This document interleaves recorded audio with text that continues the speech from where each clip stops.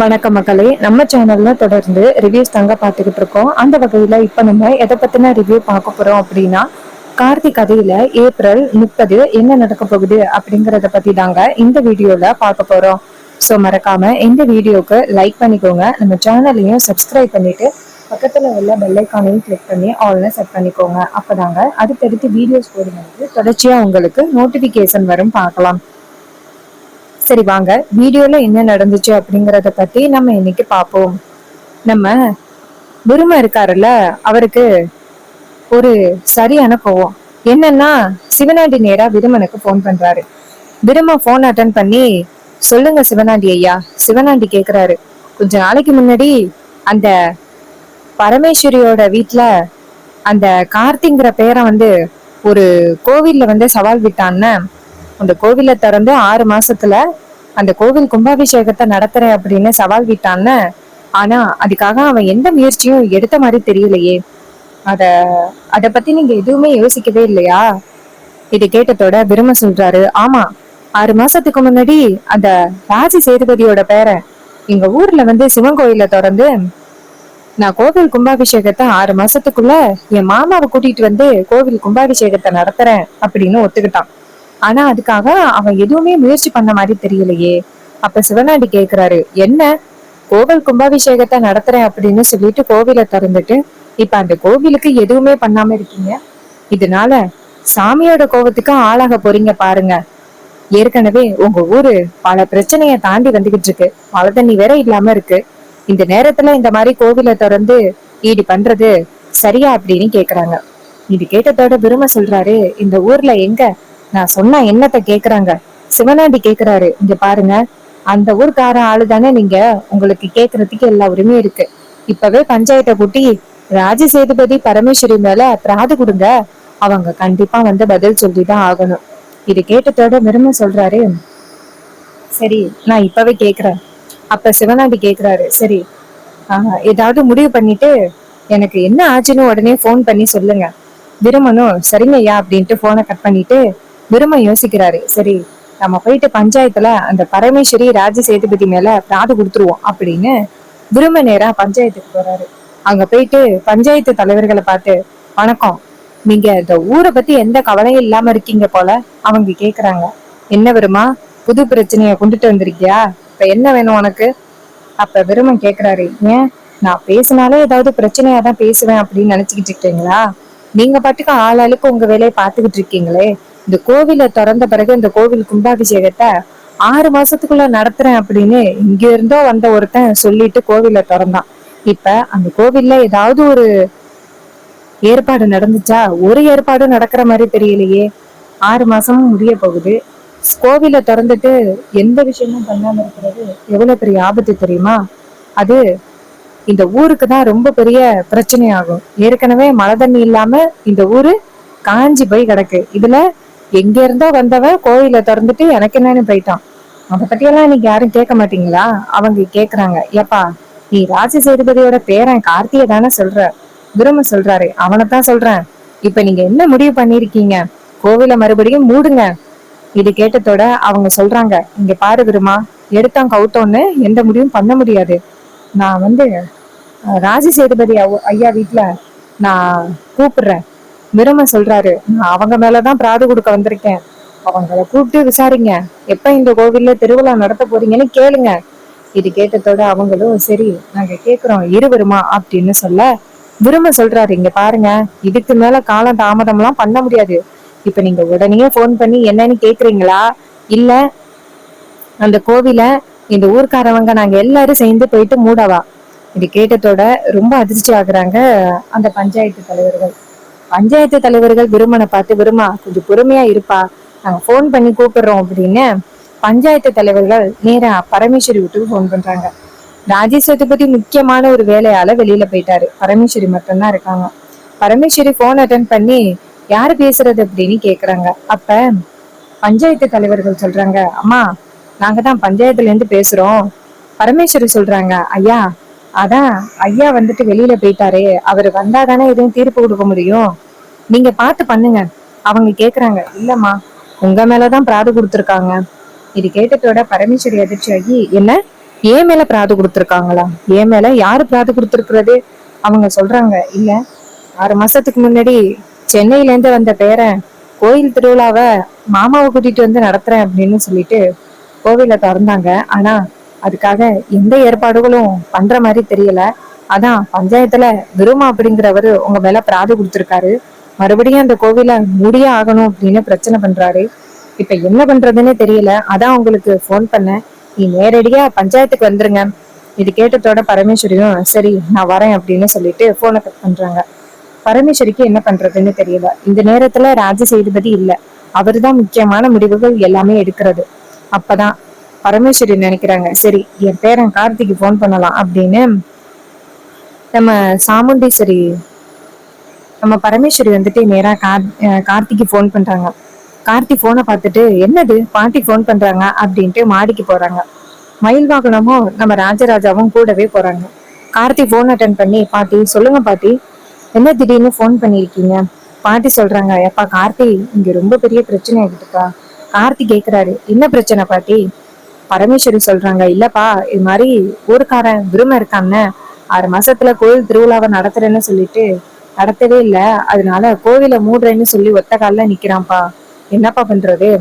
இது கேட்டதோட கார்த்தி சொல்றாரு, பாட்டி அவனுக்கெல்லாம் நீங்க பயப்படாதீங்க, அவன்லாம் சும்மா சாதாரண ஆளு.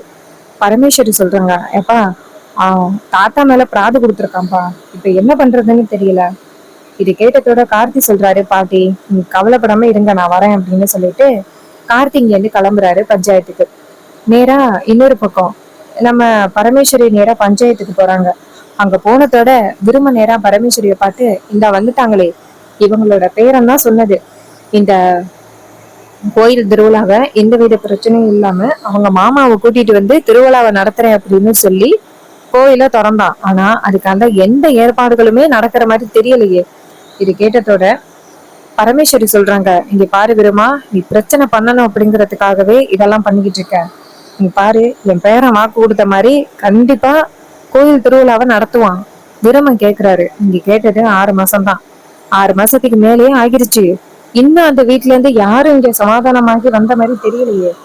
எப்படியும் சாமுண்டீஸ்வரி எத்தனை ஜென்மம் இருந்தாலும் அவ சமாதானம் ஆகவே மாட்டா. நீங்க பாட்டுக்கோ உங்களோட பையனை கூட்டிட்டு வந்து கோவில் கும்பாபிஷேகத்தை நடத்துறேன்னு சொல்லிவிட்டு, இது ஒரு வேலை கோவில் கும்பாபிஷேகத்தை நடத்த முடியலைன்னா பஞ்சாயத்துக்கு முன்னாடி எல்லாருக்கிட்டையும் மன்னிப்பு கேட்டு கோயில திறந்தது தப்புதான் அப்படின்னு எல்லாருக்கு முன்னாடியிலையும் காலில் விழுந்துட்டு அதுக்கப்புறம் தானே நீங்க வந்து இந்த கோவில் கும்பாபிஷேகத்தை நடத்த முடியலன்னு சொல்லணும். அதை விட்டுட்டு எதுவுமே தெரியாம இப்படி அமைதியா இருக்கிற மாதிரி அமைதியா இருக்கீங்க. நீங்க அமைதியா இருக்கிறது எங்களுக்கு எவ்வளவு பெரிய பிரச்சனை தெரியுமா? கடவுளோட கோபத்துக்கு தான் ஆளாக வேண்டியது இருக்கும். எதுக்காக நீங்க தேவையில்லாம கோவில திறந்தீங்க, பதில் சொல்லுங்க அப்படின்னு சொல்லிட்டு விருமன் கேக்குறாரு. விருமன் கேக்குற கேள்விக்கு நம்ம பரமேஸ்வரியால பதில் சொல்லவே முடியல. அப்ப பஞ்சாயத்துல உள்ளவங்க, பரமேஸ்வரி அம்மா நாங்க கேட்க கூடாதுதான், இந்த ஊருக்காக நீங்க எவ்வளவோ பண்ணிருக்கீங்க, நாங்க இல்லைன்னு சொல்லல. ஆனா கோவில் விஷயத்துல இந்த மாதிரி பண்ணலாமா? 6 மாசத்துல உங்க பேரன் கோவில் கும்பாபிஷேகத்தை நடத்துறேன் அப்படின்னு சொல்லிதான் அந்த கோயிலை திறந்தாரு. கோயிலை திறந்து பூஜை எல்லாம் பண்ணாங்க. இப்ப அந்த கோவில்ல கும்பாபிஷேகம் நடக்கிற மாதிரியே தெரியலையே. இதனால கடவுளோட கோபத்துக்கு ஆளாக போறோமோன்னு பயமா இருக்கு. உங்க பையனும் கண்டிப்பா வரப்போறது கிடையாது. சாமுண்டீஸ்வரியும் அவ பையனை விட போறது கிடையாது. கண்டிப்பா நீங்க நினைச்சது நடக்காது. அதனால இந்த பிரச்சனையை இதோட விட்டுட்டு கோவில சாத்திருங்க. இது கேட்டதோட பரமேஸ்வரி, அப்பா முருகா, என்ன முருகா இப்படி நடக்குது? எனக்கு என்ன பதில் சொல்றதுன்னே தெரியல. இந்த நேரத்துல அவரு வேற இல்ல, அவர் என்ன முடிவெடுப்பாருன்னு எனக்கு தெரியல அப்படின்னு விருமன் சொல்றாரு. மா என்னம்மா நீ பாட்டுன்னு பேசிக்கிட்டு இருக்க? உன் புருஷன் வரலன்னா என்ன? நீ இப்பவே பஞ்சாயத்துல மன்னிப்பு கேளு, போய் கோவில சாத்திட்டு வந்துடலாம் அப்படின்னு விருமன் சொல்றாரு. அதே நேரத்துல பரமேஸ்வரிக்கு என்ன பண்றதுன்னே தெரியல. பரமேஸ்வரி வேற வழி இல்லாம, சாமுண்டீஸ்வரி கண்டிப்பா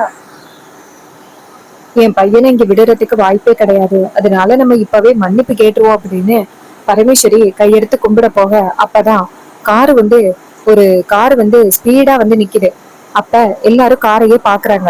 அப்பதான் விருமன் அதிர்ச்சி ஆகுறாரு. அப்ப கார்த்தி கார்ல இருந்து இறங்கி வராரு. கார்த்திய பார்த்ததோடதான் பரமேஸ்வரிக்கு நிம்மதியா இருக்கு. இங்க பாருங்க, என் பேரன் வந்துட்டான்.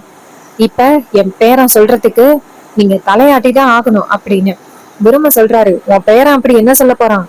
உனக்கு பதிலா அவன் தான் மன்னிப்பு கேட்கிற மாதிரி இருக்கும். அப்ப பரமேஸ்வரி சொல்றாங்க, என் பேரன் யாருன்னு தெரியாம நீ பேசிக்கிட்டு இருக்க. அதே நேரத்துல நம்ம கார்த்தி அந்த இடத்துக்கு வராரு. வந்துட்டு இங்க என்ன நடக்குது அப்படின்னு கேக்குறாங்க. அப்ப பஞ்சாயத்துல உள்ளவங்க, தம்பி சொல்றதுக்கு எதுவும் இல்ல தம்பி, கொஞ்ச நாளைக்கு முன்னாடி நீங்க தான் அந்த கோவில திறந்தீங்க. கோவில திறந்து உங்க மாமாவை கூட்டிட்டு வந்து கோவில் கும்பாபிஷேகத்தை நடத்துறேன் அப்படின்னு சொன்னீங்க. ஆனா நீங்க சொல்ற மாதிரி எதுவும் நடக்கிற மாதிரி தெரியல. தேவையில்லாம கோயில திறந்ததுனால இந்த ஊர்ல நிறையவே அசம்பாவிதங்கள் நடந்துகிட்டு இருக்கு.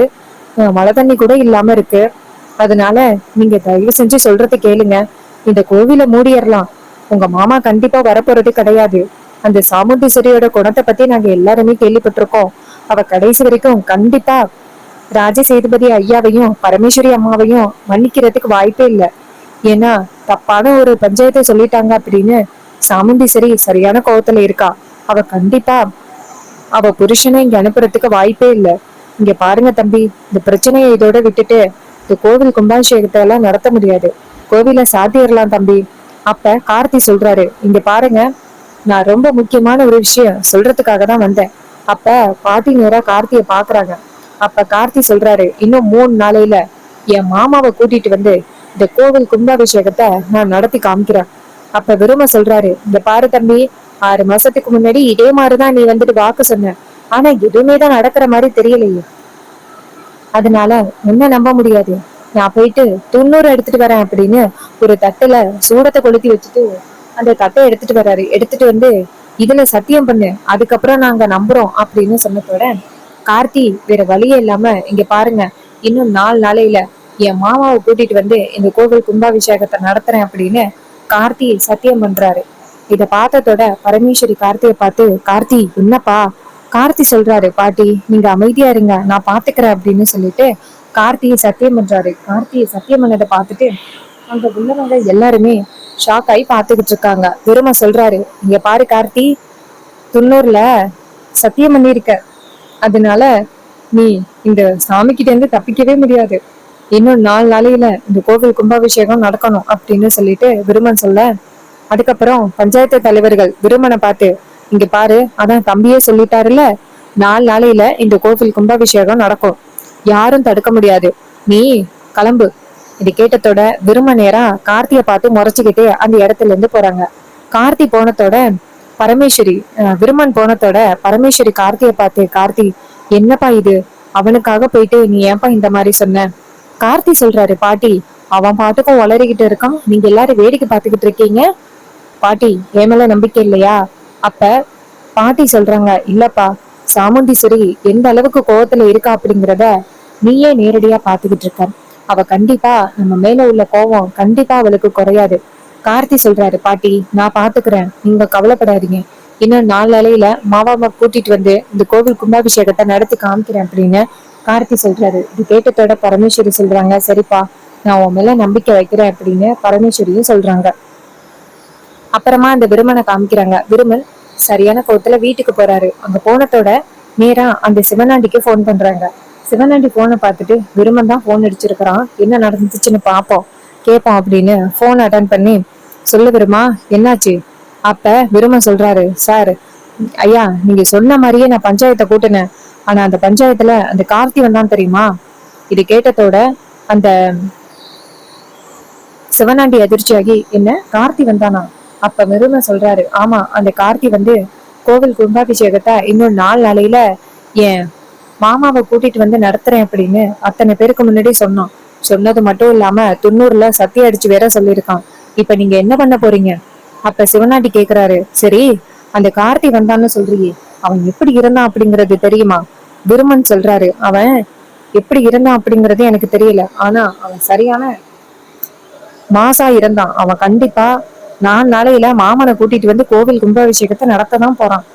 நீங்க சொல்றதை கேட்டுட்டு நானும் எல்லாருக்கு முன்னாடியிலையும் கேட்டுட்டேன். எல்லாருக்கு முன்னாடியிலையும் நான் அசிங்கப்பட்டது மட்டும்தான் மிச்சம். இது கேட்டதோட சிவனாண்டி சொல்றாரு, இங்க பாரு, கவலைப்படாத, சாமுண்டேஸ்வரியோட கோபத்தை பத்தி உனக்கு தெரியாது. அவ என்ன நடந்தாலும் சரி, கண்டிப்பா வந்துட்டு அவ புருஷனை கோவில் கும்பாபிஷேகத்துக்கு அனுப்புறதுக்கு வாய்ப்பே கிடையாது. இது கேட்டதோட விருமன் சொல்றாரு, நீங்க அப்படிதான் சொல்றீங்க, ஆனா நடக்கிறதையெல்லாம் பார்க்க போவ கண்டிப்பா அந்த கார்த்தி அவ அத்தையும் மாமாவையும் 2 பேருமே கூட்டிட்டு வந்து கோவில் கும்பாபிஷேகத்தை நடத்த போறான் அப்படின்னு தான் தோணுது. இது கேட்டதோட சிவனாண்டி சொல்றாரு, போன வையா அப்படின்னு சொல்லிட்டு போனை கட் பண்றாங்க. விருமன் வந்துட்டு, என்னது இவராவே தூண்டி விட்டுட்டு என்ன பஞ்சாயத்தை நடத்த சொல்லி போய் கேட்க சொல்லிட்டு இப்ப என்ன ஏன் என்னைய திட்டுறாரு அப்படின்னு சிவனாண்டி நினைக்கிறாரு. இந்த விஷயத்த பத்தி நம்ம சந்திரா கிட்ட சொல்லணும் அப்படின்னு நேரா சந்திராவுக்கு போன் பண்றாங்க. சந்திரா போனை பார்த்துட்டு, சொல்லுங்க. சிவனாண்டி சொல்றாரு, சந்திரா நான் உன்னை நேர்ல பாக்கணும். சந்திரா சொல்றாங்க, சரிங்க வரேன் அப்படின்னு சொல்லிட்டு போனை கட் பண்ணிட்டு நேரா சிவனாண்டி வந்து பாக்குறாங்க. சிவனாண்டி சந்திரா கிட்ட, சந்திரா ஒரு பெரிய பிரச்சனை ஒண்ணு வரப்போகுது. சந்திரா கேக்குறாங்க, என்னங்க என்னாச்சு? அப்ப சிவனாண்டி சொல்றாரு, அந்த பரமேஸ்வரியோட ஊர்ல ஒரு பஞ்சாயத்து நடந்திருக்கு. 6 மாசத்துல கார்த்தி அவன் மாமனையும் அத்தையும் கூட்டிட்டு வந்து கோவில் கும்பாபிஷேகத்தை நடத்துறேன் அப்படின்னு அத்தனை பேருக்கு முன்னாடி சொல்லியிருந்தான்னு. இப்ப மறுபடியும் அந்த கோவில்ல ஒரு பஞ்சாயத்து நடந்திருக்கு. இத்தனை நாள் ஆயிட்டு ஏன் வந்துட்டு இன்னும் அந்த திருவிழா கும்பாபிஷேகம் நடக்கல அப்படின்னு விருமன் பஞ்சாயத்துல போய் சொன்னான். ஆனா அந்த நேரம் அந்த கார்த்தி வந்துட்டு கோவில் கும்பாபிஷேகத்தை 4 நாளையில நான் என் மாமாவை கூட்டிட்டு வந்து கோவில் கும்பாபிஷேகத்தை நடத்துறேன் அப்படின்னு அத்தனை பேருக்கு முன்னாடி சொல்லியிருக்கான். எனக்கு என்னமோ அந்த கார்த்தி ரொம்ப பெரிய திட்டத்தை போடுறான்னு தெரியுது. இங்க பாரு, நம்ம தான் அவன் டம்மியா நினைச்சுக்கிட்டு இருக்கோம். ஆனா அவன் சாதாரண ஆள் கிடையாது, ரொம்ப பெரிய ஆளு. அவன் ரொம்ப பெரிய பிளான பண்ணிக்கிட்டு இருக்கான். நம்ம இப்ப என்ன பண்றது சந்திரா? சந்திரா சொல்றாங்க, என்னங்க நான் வீட்டுல இருக்கும் பொழுது எதுக்கு கவலைப்படுறீங்க? ஒருவேளை அக்காவே சரி கோயிலுக்கு போகலாம் அப்படின்னு நினைச்சாலும் நான் அக்கா கிட்ட கண்டதையும் சொல்லி அக்கா கோயிலுக்கு போக விடாம நான் பாத்துக்கிறேன், நீங்க எதுக்கும் கவலைப்படாதீங்க. இது கேட்டதோட சிவனாண்டி சொல்றாரு, சரி சந்திரா, எப்படியும் அந்த சாமுண்டீஸ்வரி கோயிலுக்கு போக கூடாது, அதை மட்டும் கரெக்டா பாத்துக்கோ. அப்ப சந்திரா சொல்றாங்க, நான் பாத்துக்கிறேன் அப்படின்ட்டு போனை கட் பண்றாங்க. அப்ப சிவனாண்டி நினைக்கிறாரு, ஏ கார்த்தி, நீ யாரு எவரு அப்படிங்கறது கோவில் திருவிழாவில தெரிஞ்சு போயிருந்தா. நீ யாருன்னு மட்டும் தெரிஞ்சிச்சு உன்னை காலி பண்ணிட்டு நான் மறுவேளை பாக்குறேன். நீ இருந்தா தானே இந்த குடும்பத்தை ஒண்ணு சேர்க்கலாம் அப்படின்னு. இன்னொரு பக்கம் நம்ம சந்திரா நினைக்கிறாங்க, எப்படியும் அந்த சாமுண்டீஸ்வரி கிட்ட பேசுறதுக்கு எவனாவது ஒருத்தன் வந்துதான் ஆகணும். கோவில் திருவிழாவுக்கு வாங்க போகலாம் அப்படின்னு கேட்டுதான் ஆகணும். அப்படி எவன் வந்து கேக்குறான், சாமுண்டீஸ்வரி அக்கா எப்படி வந்துட்டு மனசு மாதிரி கோயிலுக்கு போறா அப்படிங்கிறதையும் நானும் பாத்துறேன். நான் இருக்கிற வரைக்கும் அக்காவை என்னைக்குமே மனசு மாற விட மாட்டேன் அப்படின்னு அந்த சந்திரா வந்துட்டு ரொம்ப ஸ்ட்ராங்கா இருக்காங்க. ஸோ ப்ரோமோ ரொம்ப சூப்பரா ஃபினிஷ் பண்ணியிருக்காங்க. இந்த ப்ரோமோ உங்களுக்கு எந்த அளவுக்கு பிடிச்சிருந்துச்சு அப்படின்னு மறக்காம கமெண்ட்ல சொல்லுங்க. இதே மாதிரி இனிமே அப்டேட்ஸ் நம்ம சேனல்ல நீங்க தொடர்ந்து பார்க்கணும் அப்படின்னாலும் மறக்காம நம்ம சேனலை சப்ஸ்கிரைப் பண்ணிட்டு பக்கத்துல உள்ள பெல் ஐக்கானையும் கிளிக் பண்ணி ஆல்னு செட் பண்ணிக்கோங்க. அப்பதாங்க அடுத்தடுத்து வீடியோஸ் போடும்போது தொடர்ச்சியா உங்களுக்கு நோட்டிபிகேஷன் வரும் பார்க்கலாம். தேங்க்ஸ் ஃபார் வாட்சிங்.